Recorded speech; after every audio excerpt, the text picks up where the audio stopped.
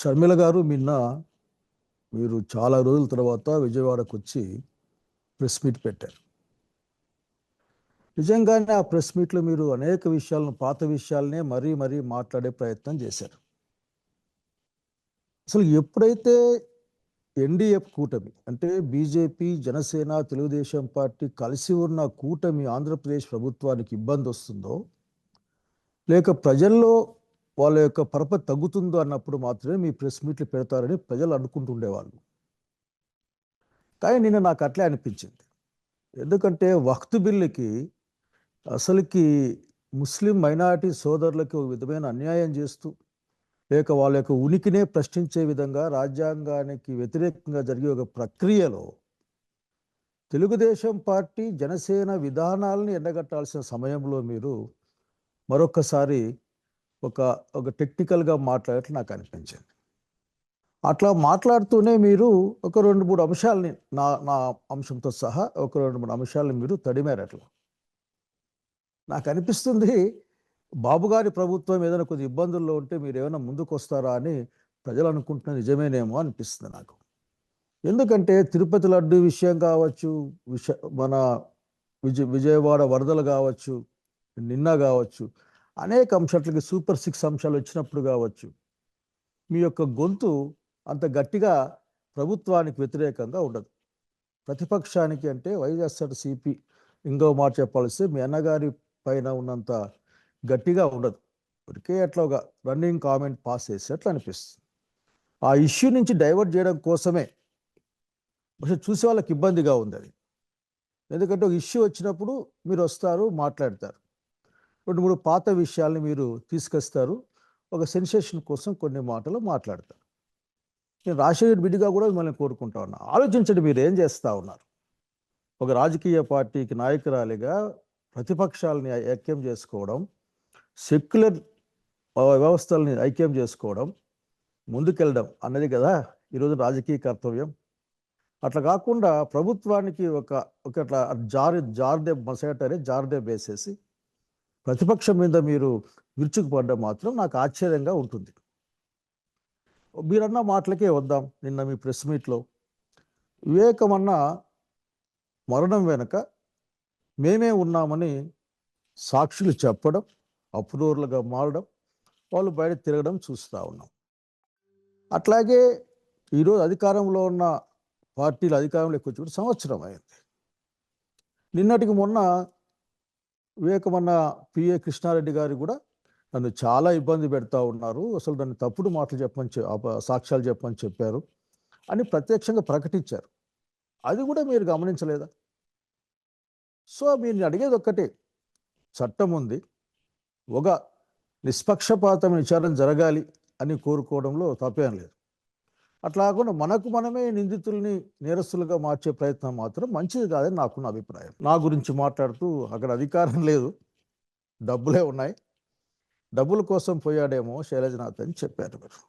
నేను చాలా బాధపడ్డాను.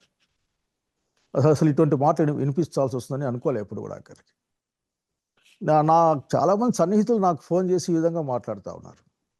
ఏంటంటే, షర్మిల గారు తెలంగాణలో పార్టీ పెట్టారు కదా, అట్లాగే మూసేశారు కదా, తెలంగాణ కాంగ్రెస్ పార్టీలో పనిచేద్దాం అనుకున్నారు కదా, మరి ఆంధ్ర కాంగ్రెస్ పార్టీకి వచ్చారు కదా, మరి దీని వెనక డబ్బులు వ్యవహారం ఏమైనా ఉందా అనే విషయంగా మాట్లాడారు. ఎందుకంటే మీరు డైరెక్ట్గా డబ్బుల విషయం మాట్లాడారు కాబట్టి నేను ఒక్క మాట చెప్పాలనుకుంటా ఉన్నా. రాజకీయాలంటే డబ్బులు కాదు, రాజకీయాలంటే అధికారం కాదు, రాజకీయం అనేది ఒక ఫిలాసఫీ. ఈరోజు ఎన్డీఏ ప్రభుత్వాలకు వ్యతిరేకంగా, అట్లాగే వాటి యొక్క భావజాలానికి వ్యతిరేకంగా నిలబడాలనుకునే అలాంటి వాళ్ళు ఉంటారు. దీన్ని మీరు అసలు మాట్లాడడమే అనవసరం, కానీ మీరు మాట్లాడే ప్రయత్నం చేశారు. అరే మీకు అసలుకి ఈ డబ్బు భాష తప్ప ఇంకో భాష మీకు తెలీదా? ఎప్పుడు మాట్లాడినా డబ్బులు డబ్బులు డబ్బులు అనే మాట్లాడుతూ ఉంటారు. ఇది కరెక్ట్ కాదని నా సలహా ఇది. అంతేగాని జనం మాట్లాడుకునే విధంగా. మొన్న అనంతపురం వెళ్ళాను, ధర్నా వస్తే అక్కడ అంటా ఉన్నారు, ఏమంటున్నారంటే మనకి కూటమి సపోర్ట్ ఉంది కదా అని మాట్లాడుకుంటా ఉన్నారు. నేనేమంటా అంటే మీరు ఇవన్నీ మానేసేయండి. ప్రస్తుతం మీరు కాంగ్రెస్ పార్టీ అధ్యక్షురాలుగా ఉన్నారు, ఆ గౌరవంతో మాట్లాడుతూ ఉన్నాం మీ పట్లనే. మీరు ఆంధ్రప్రదేశ్ ప్రజానీకాన్ని ఎన్డీఏ విధానాలకు వ్యతిరేకంగా, అట్లాగే చంద్రబాబు నాయుడు గారు చేస్తున్న అనేక ఆర్థికమైన అంశాలకు, ప్రజా వ్యతిరేకమైన అంశాలకు వ్యతిరేకలు ఇవ్వడాలి. అట్లాగే ఎన్డీఏ ప్రభుత్వం యొక్క ప్రజా వ్యతిరేక విధానాలను మీరు ఎదుర్కోవాల్సిన అవసరం ఉంటుంది. ప్రతిపక్షాన్ని కాదు, చాలా గట్టి గొంతుతో మాట్లాడతారు మీరు. ఎంతసేపు ఉన్న జగన్మోహన్ రెడ్డి గారి గురించి మాట్లాడుతూ ఉంటారు. అసలు మీరు అర్థం చేసుకోవాల్సింది ఒక్కటే, మీ రోల్ ఏందో మీరు అర్థం చేసుకోవాలి. నేను అట్లాగే ఆంధ్రప్రదేశ్ వ్యాప్తంగా ఉన్న అందరూ కూడా, ముఖ్యంగా కాంగ్రెస్ పార్టీలో ఉన్న ఆనాటి నా పూర్వ సహచరులందరినీ కోరుకుంటా ఉన్నా. నేనైతే బాధపడ్డాను నేను. కాబట్టి ఈ డబ్బు భాష మానేమా, అసలు ప్రజల భాష మాట్లాడేది మీరు చేస్తే బాగుంటుంది. మీరు ఎప్పుడు వచ్చినా సరే విజయవాడకు అదేదో ప్రభుత్వాన్ని విమర్శించడం కాకుండా ప్రతిపక్షాన్ని విమర్శించే కార్యక్రమానికి వస్తారని ప్రజలే మాట్లాడుకుంటా ఉన్నారు. నాకు తెలిసిన వాళ్ళు కూడా, మీ దగ్గర ఉన్న వాళ్ళు మాట్లాడుకుంటా ఉన్నారు. ఇది ఎవరికీ మంచిది కాదు. అట్లాగే ముందు నేను ఇంకొక సింపుల్ విషయం చెప్పాలనుకుంటున్నాను. బాగా గుర్తు పెట్టుకోండి, పాలిటిక్స్ అనేది ప్రజల కోసం చేస్తాం, ఫిలాసఫీ కోసం చేస్తాం. ఆ క్రమంలో ఆఖరికి ఆ ప్రయాణంలో ఏమైనా పదవులు వస్తాయి, పోతే. అంతేగాని వాటి కోసమే రాజకీయాలు మనం చేయమన్న సంగతి గుర్తుపెట్టుకొని కోరుతా ఉన్నా.